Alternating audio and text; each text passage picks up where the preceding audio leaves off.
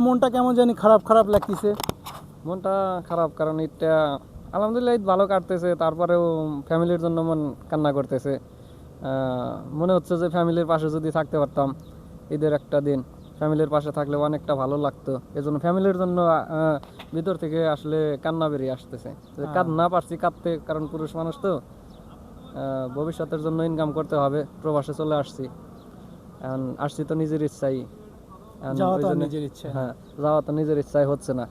এখন ফ্যামিলির ভালোর জন্য, ফ্যামিলির জন্য কিছু করার জন্য প্রবাসে পড়ে রয়েছি। তবে ফ্যামিলির জন্য ঈদের অন্যান্য দিনের চেয়ে ঈদের দিনটাই বেশি খারাপ লাগে। হ্যাঁ, কারণ এটাই। যদি ফ্যামিলির সাথে থাকতো। এটা কিন্তু আমিও ফিল করি, কারণ আমিও একজন প্রবাসী। এ- সেম, আপনিও যেমন ফিল করতেছেন, আপনার পরিবারক মিস করতেছেন, ঠিক কিন্তু আমিও সেম। দেখেন, আমি এটা কিন্তু বুঝি, আপনার মনোভাব আমি এটা বুঝতে পারবো, কারণ আমিও একজন প্রবাসী। তো যাই হোক, আপনার জন্য আন্তরিক শুভেচ্ছা এবং ঈদটা ভালো কাটেন, এই করবেন দোয়াই করি। ইনশাআল্লাহ। ঈদ মোবারক ভাই। ঈদ মোবারক। কাটেন কাটেন।